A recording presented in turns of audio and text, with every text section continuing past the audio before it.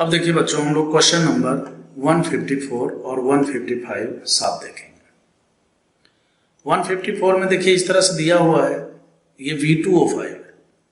V2O5 जो है ये भी एक स्ट्रॉन्ग ऑक्सीडाइजिंग एजेंट होता है और ये इस बेंजीन रिंग में एक बेंजीन रिंग को छोड़कर दूसरा जो इतना पूरा सिस्टम है इसको ये ऑक्सीडाइज करेगा और ऑक्सीडाइज करके ये क्या करता है, एक प्रकार से CH2 CH3 इस तरह से, ठीक है, बेंजाइलिक ग्रुप जो होते हैं CH या उससे लगे हुए कुछ भी, तो उसको ये COH में कन्वर्ट कर देता है।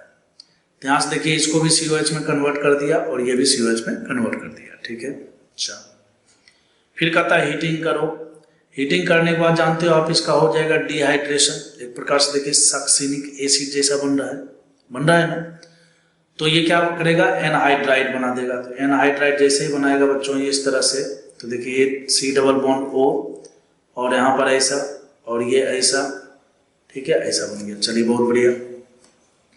अब कहता है NH3 के साथ हीटिंग कीजिए इसका। तो NH3 के साथ जब आप हीटिंग करोगे आप इसका, तो बेसिकली क्या होता है, ये यहाँ पर पहले इस पर अटैक करेगा, ये खुलेगा, ये बॉन्ड टूटेगा और फाइनली रीअरेंजमेंट के बाद जो है सक्सिनिक एनहाइड्राइड जो है ये सक्सिनामाइड में कन्वर्ट हो जाता है। मतलब ये जो ऑक्सीजन है आपको इसको रिप्लेस कर देना है नाइट्रोजन से, सक्सिनामाइड बन जाता है। समझ गए, एमाइड सिस्टम। अच्छा, फिर उसके बाद कहता है KOBr, है ना, KOBr का मतलब ये हो गया कि अब आपको यहाँ पर क्या करना है। देखिए KOBr का मतलब पहले आपको मैं समझाता हूँ, ये है KOH और प्लस का Br2। क्या है, KOH प्लस का Br2 है, ठीक है। और आपको याद हो तो ये हॉफमैन ब्रोमामाइड टाइप का रिएजेंट होता है। समझ के बात को। खैर क्या करना है, सबसे पहला नंबर ये OH माइनस जो है, ये जो OH माइनस है, सबसे पहला नंबर ये यहाँ से इस हाइड्रोजन को हटाएगा, बोले तो बनेगा N माइनस। फिर ये जो Br2 है तो ये क्या करेगा, इसके ऊपर अटैक करेगा और यहाँ पर जो है आपको ब्रोमीन जुड़ता हुआ दिखेगा, ठीक है। थोड़ा थोड़ा जगह भी बनाते चलेंगे। तो देखिए आपको इस तरह से, आपको यहाँ पर C डबल बॉन्ड O, यहाँ पर नाइट्रोजन, यहाँ Br जोड़ दीजिए, C डबल बॉन्ड O और ऐसा, ठीक है। फिर उसके बाद जो ये OH माइनस है, ये OH माइनस क्या करेगा, एज ए न्यूक्लियोफाइल यहाँ पर अटैक करेगा। अटैक करने के बाद कुछ महाभारत होगा यहाँ पर इस तरह से और ये बॉन्ड खुल जाएगा और फाइनली आपको ये COOH में कन्वर्ट होता हुआ दिखेगा और ये C डबल बॉन्ड O ये N माइनस और Br के रूप में। अब आपको पता है कि ये N माइनस एक अच्छा न्यूक्लियोफाइल है, ठीक है, और बेस भी है। तो ये क्या करेगा, सबसे पहला नंबर यहाँ से इस प्रोटॉन को खींच के बाहर लाएगा, ठीक है। तो जब आप यहाँ से इस प्रोटॉन को बाहर लाओगे तो कुल मिलाकर मैं इसी में लिख दूं क्या, चलो यहीं पर लिख देता हूँ तो टाइम भी बच जाएगा, ठीक है। तो यहाँ पर देखिए ये O माइनस और यहाँ पर ये NH बन जाएगा। चलो बहुत बढ़िया। अब क्या होगा बच्चों, ये जो Br2 प्लस का KOH है, ठीक है, ये हॉफमैन ब्रोमामाइड है। बेसिकली लास्ट में क्या होना है, इस रिएक्शन के लास्ट में यहाँ से ये CO2 जो है, सबसे पहले मैं फिर से वैसे ही देखिए यहाँ पर मैं आपको बता देता हूँ।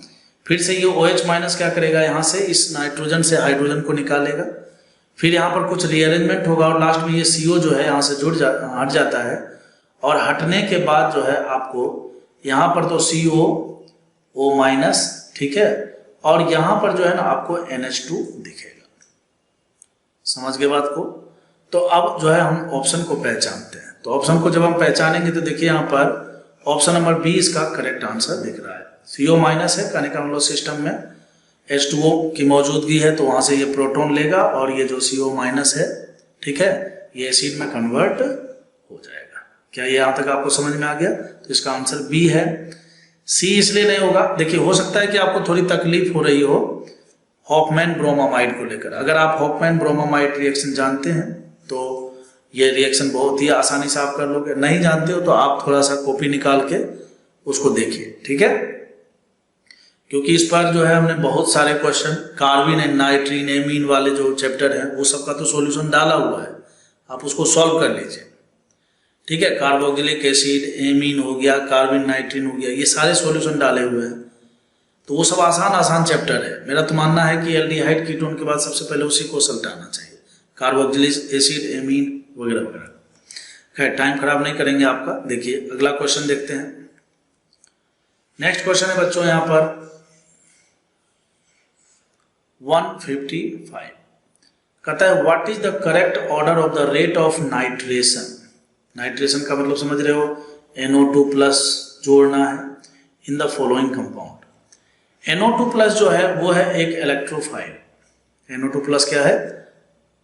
इलेक्ट्रोफाइल है। तो इलेक्ट्रोफाइल कहाँ पर, किस रिंग में सबसे आसानी से जुड़ेगा? जिस रिंग में इलेक्ट्रॉन डेंसिटी सबसे ज्यादा है। अगर इन सब को गौर से देखिए, फर्स्ट को देखिएगा तो यहाँ पर बेंजीन में जो है मिथाइल लगा हुआ है, और जी को देखिए आप तो बेंजीन में जो है इस तरह से NN डाइमिथाइल सिस्टम लगा हुआ है। ठीक है, तो नाइट्रोजन पर जो लोन पेयर है ये क्या करेगा, इस रिंग में इलेक्ट्रॉन डेंसिटी सबसे ज्यादा बढ़ाएगा, जबकि ये क्या करेगा, हाइपर कंजुगेशन करेगा। तो इन सब में जो है G का सबसे ज्यादा होना है और फिर उसके बाद A का होगा। ठीक है, अब उसके बाद देखिए BCD है। ठीक है, तो सल्फोनेशन और आयोडीनेशन में आइसोटॉप्स इफेक्ट देखे जाते हैं, समझ गए बात को। बाकी नाइट्रेशन में जो है आइसोटॉप्स इफेक्ट्स नहीं देखे जाते हैं। आइसोटॉप्स इफेक्ट देखने का मतलब यह है कि हाइड्रोजन, ड्यूटेरियम या ट्रिटियम कुछ भी हो उससे कोई फर्क नहीं पड़ता है, समझ गए बात को। अच्छा, क्यों? क्योंकि यहाँ पर क्या है कि इसका एक रीजन ये है कि नाइट्रेशन जो है वो एक इरिवर्सिबल रिएक्शन नहीं होता है। सल्फोनेशन और आयोडीनेशन क्या है, एक रिवर्सिबल रिएक्शन है। रिवर्सिबल पूछ दिया मैंने, रिवर्सिबल रिएक्शन होता है। तो रिवर्सिबल रिएक्शन होने के कारण क्या है कि उसका रेट जो है ना, मतलब प्रोटॉन, H, ड्यूटेरियम और ट्रिटियम के तोड़ने पर डिपेंड करता है, समझ के बात को, जबकि यहाँ पर नहीं डिपेंड करता है। तो कुल मिलाकर आप जानते भी होंगे कि B, C और D जो है इक्वल होगा किस केस में, नाइट्रेशन के केस में। ठीक है, नाइट्रेशन ही पूछा है हमसे।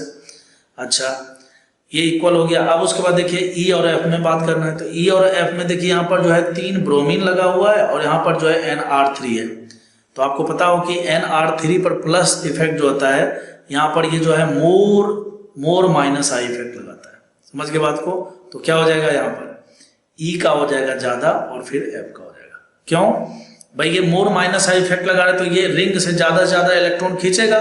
तो रिंग से ज्यादा इलेक्ट्रॉन खींचेगा, इसका मतलब बेंजीन रिंग में इलेक्ट्रॉन की कमी, और इलेक्ट्रॉन की कमी तो वो इलेक्ट्रोफाइल जैसा बनेगा। तो इलेक्ट्रोफाइल को तो दिक्कत है ना, वह इलेक्ट्रोफाइल किससे जुड़ना पसंद करेगा, जिस रिंग में इलेक्ट्रॉन की डेंसिटी ज्यादा है। तो NR3 प्लस का माइनस आई इफेक्ट जो है बहुत ज्यादा होता है, समझ के बात को। तो इसका मतलब यह है कि E का ज्यादा होगा फिर F का होगा। ठीक है, तो बताइए आंसर क्या होना चाहिए इसका? इसका आंसर हो जाएगा C।